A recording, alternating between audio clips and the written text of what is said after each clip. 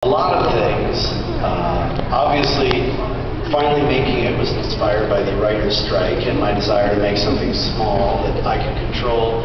But the idea really came from, is anybody surprised that I kind of relate to villains more than heroes? Is that going to be a ripple of shock that's going to rock the con? I don't think so. People who are a little bit damaged, who are a little bit different, who are a little bit weird, and even though he's a sweet guy, ultimately misguided, they interest me so much. I wanted to make Dr. Horrible because I feel like Dr. Horrible.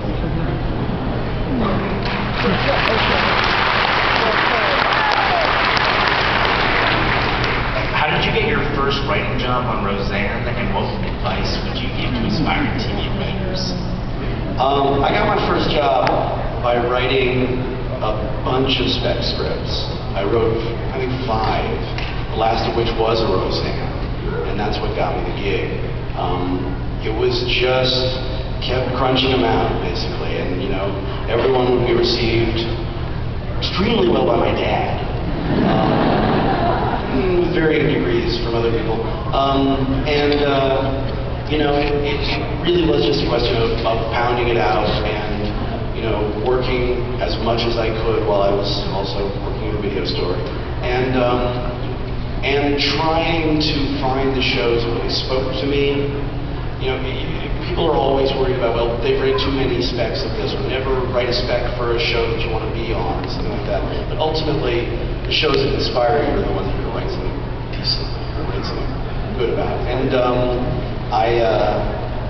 I also changed it up a lot. One of the ones that I wrote was for the Gary Shandling show, not Larry Sanders, it's Gary's show, the one before it, which was just completely absurdist and ridiculous. And to have a couple of different things, to be able to show a couple of different colors, that was really important for me when I was hiring people as well.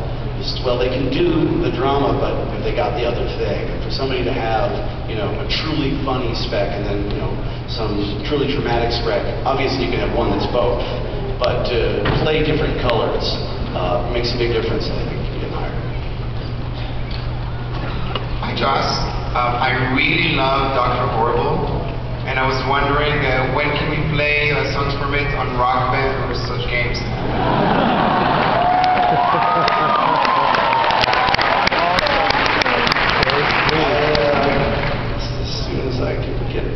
Talk to somebody about that. I think that we have been approached.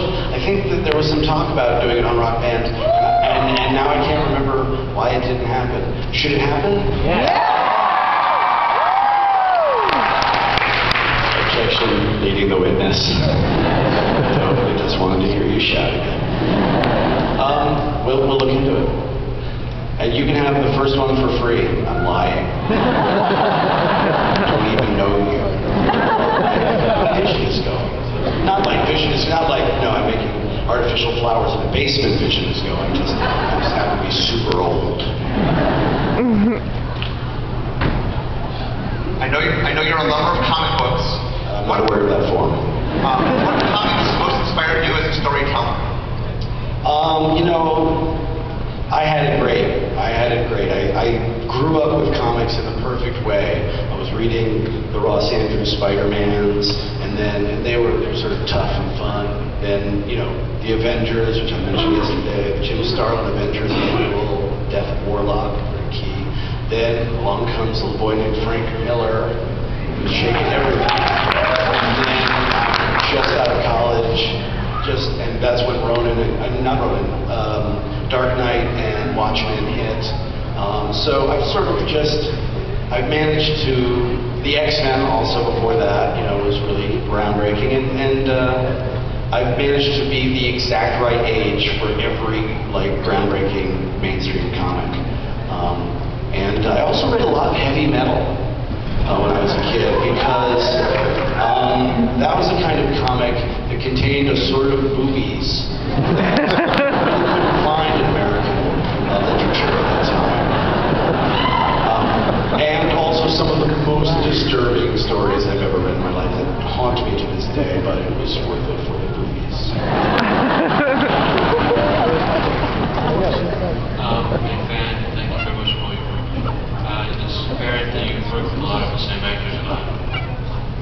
lot of the same actors all the time. Someone could even say that you play favorites. But do you have any favorite actors? Well, you know what? I love, I mean, how much trouble would I get in if I said, okay, I have a favorite actor? I won't tell anybody.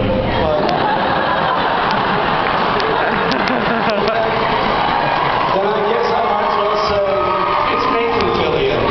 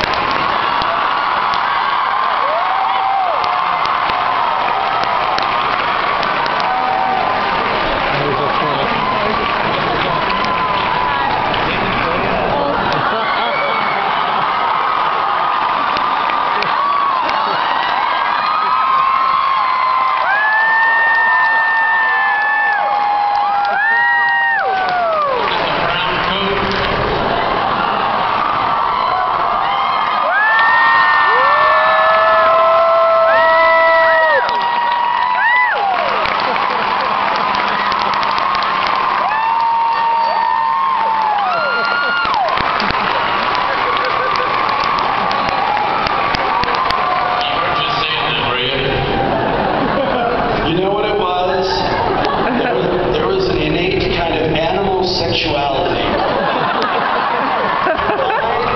with an unbelievably desperate need for approbation. Could only be Nathan.